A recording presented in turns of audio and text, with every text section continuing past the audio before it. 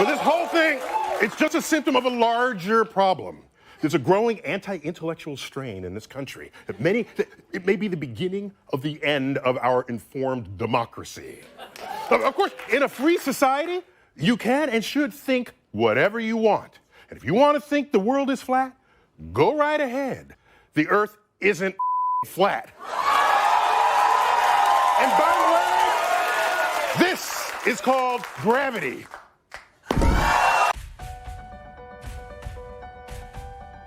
It is an interesting experiment telling somebody you know that you no longer believe in the universe and that our Earth is a giant spinning space ball. Try it for yourself. I guarantee they will tell you you're crazy, or at least look at you like you've lost your mind. The most interesting thing is when challenged, the ball believers will not actually be able to give you solid empirical evidence based on their first-hand experience that the Earth is actually a large spinning globe. Can any of us demonstrate first-hand in our day-to-day lives the Earth's curve or motion through the solar system? No, we cannot. And can any of us say we have seen the planets in their orbit and the universe expanding with our own eyes? No, again, we can't.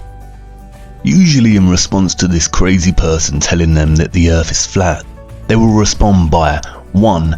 Bringing up images of the Earth as presented by NASA, or 2. They will say, come on, everyone knows space exists, and tell you that countless professors have dedicated their lives to studying this matter.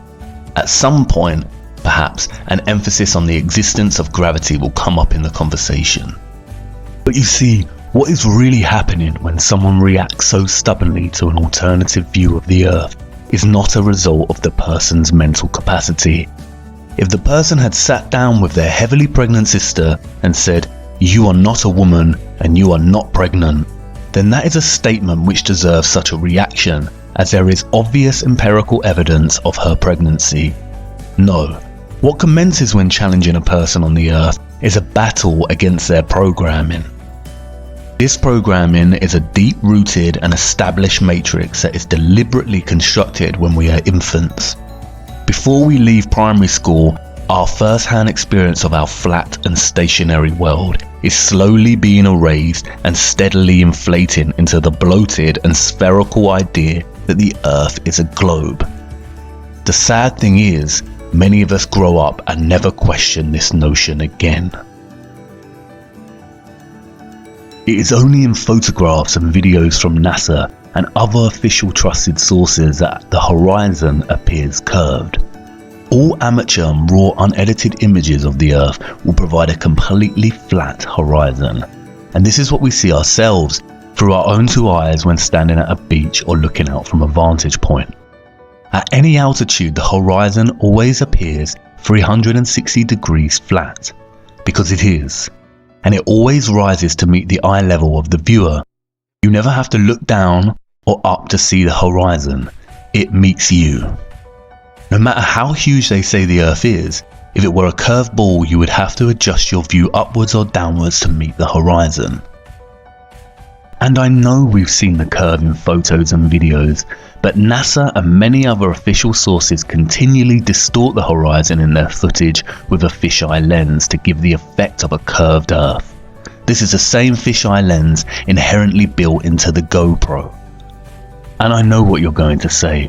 You've seen the horizon bend and curve when journeying at altitude on an aeroplane. But unfortunately, this is more trickery. Aeroplane windows commonly bow outwards to give the illusion of curvature. A Telegraph article, catering to our gullible nature, explains that flight windows were changed because the square windows caused a higher percentage of crashes.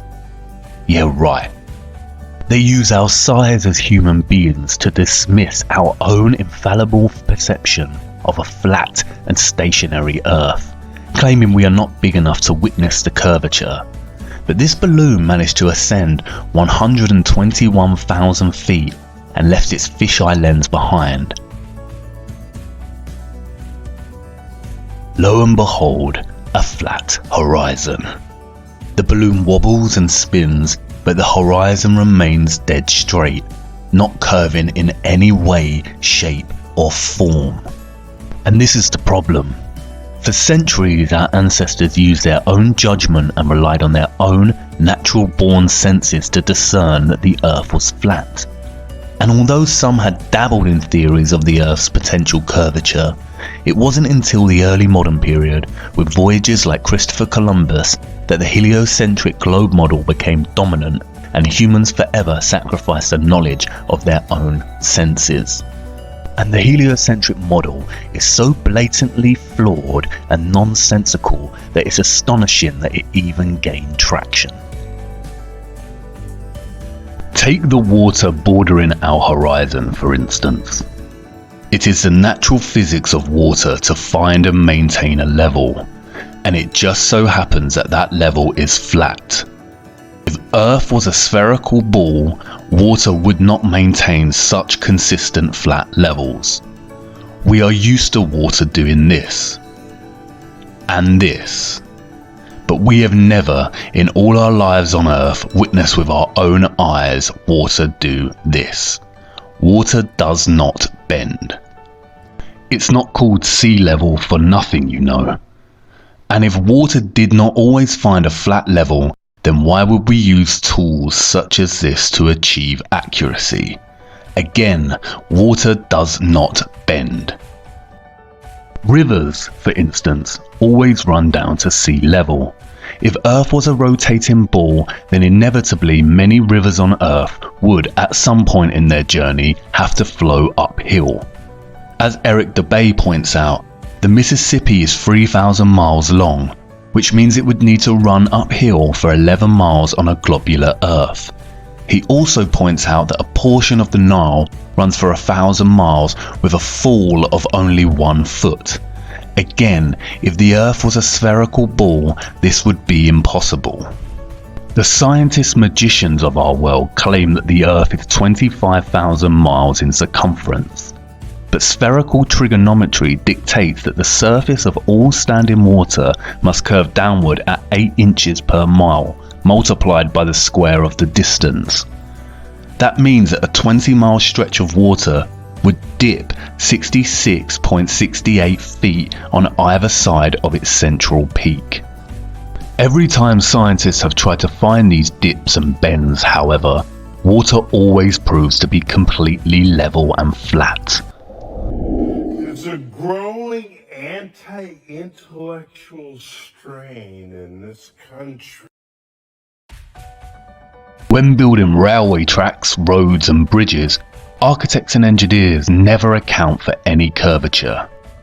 Engineer W. Winkler was published in the Earth Review regarding the Earth's supposed curvature, stating, "As an engineer of many years' standing, I saw that this absurd allowance is only permitted in school books. No engineer would dream of allowing anything of the kind. I have projected many miles of railways and many more of canals, and the allowance has not even been thought of, much less allowed for. This allowance for curvature means this, that it is 8 inches for the first mile of a canal, and increasing at a ratio by the square of the distance in miles. Thus a small navigable canal for boats, say 30 miles long, will have, by the above rule, an allowance for curvature of 600 feet. Think of that, and then please credit engineers as not being quite such fools. Nothing of the sort is allowed. We no more think of allowing 600 feet for a line of 30 miles of railway or canal than of wasting our time trying to square the circle." There's a growing anti-intellectual strain in this country.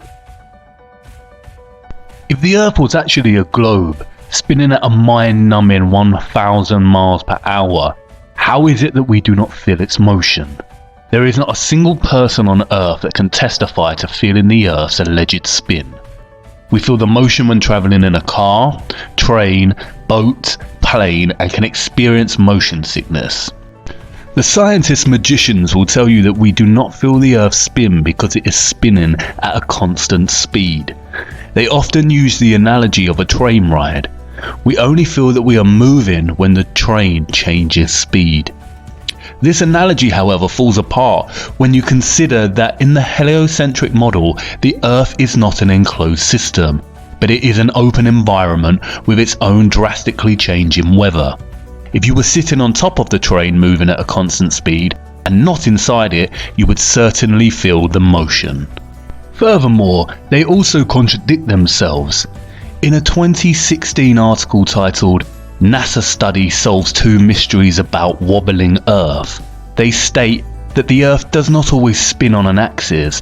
Instead, it wobbles irregularly over time, and that the direction has changed drastically due to changes in water mass on Earth.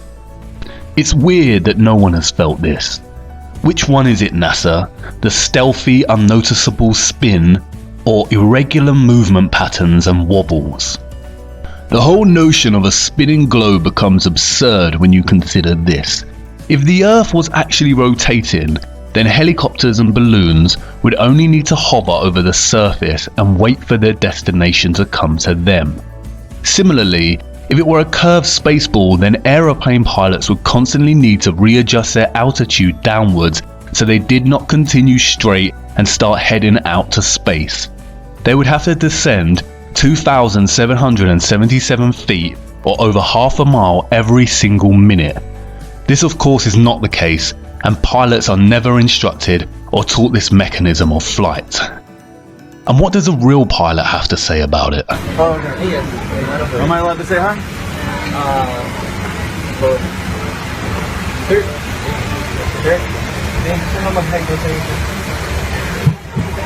Hey, I just want to say thanks for the smooth flight. Alright. I did have one question. Is there like a specific angle of downward tilt you have to fly at to 3 degrees. 3 degrees That's it. for the curvature of the Earth? Oh, for the Earth? Because No, we just fly over the troposphere. really. But Yeah. do you have to keep like kind of going down because? No, we actually have to nose up. It flies like that. Really? Because I was reading some stuff on the flat Earth that made a lot of sense. Have you looked into it? Which one? Sorry? I was reading a lot of stuff on the flat Earth. Okay, yeah. True. It's true? Yep. Okay, Yeah. alright, cool. All Hey, right. God bless, brother. Alright, have a good one. You too. Crack on. I just got one question to ask. Flat or a ball? Flat or a ball? What's that? Well, I never feel as breaking round. If we live on a ball, surely we'd have to fly around it. Yeah, it feels like flat or a ball. Flat, not a ball. I think it's flat. Yeah, me too. Pretty flat to me. It certainly does, doesn't it? And you've got that flight instrument down there to keep it flat. Gravity exists. Gravity is an unproven theory. No, it's not. Let's rock and roll. Cheers, fellas. Thank you very much for the. Can I ask the pilots one question? First officer's here. Do you mind? He's got a question for you. Hello, mate. How are you? Yeah, good. I'm a fellow, Casey Josh. I'm a fellow, just PPL, pilot. Yeah. Yeah, nice. I got a couple of serious questions to ask you. Okay, here we go. Yeah, there's a big time. Curvature. Curvature. Yeah. Yep. We don't allow for curvature, do we? For anything, not for you usually. Yeah. No, we're round. We're a disc, aren't we? Round and flat. Yeah. Sorry. Hey, look. Honestly, quite seriously, Yeah. we are, aren't we? Yeah. Thank you, mate. Thank you for being. If the Earth is actually rotating, flight paths would become very messy. Flying west from New York to California is 2,441 miles, which takes just under 5 hours on a commercial flight. If the Earth is spinning eastwards at 1,000 miles per hour, then not only would this flight take a lot less time, but it would also make it near impossible to fly back the other way due to the constant rotation of the Earth. It would be like trying to run up a very long and very fast downward escalator. And what about the weather?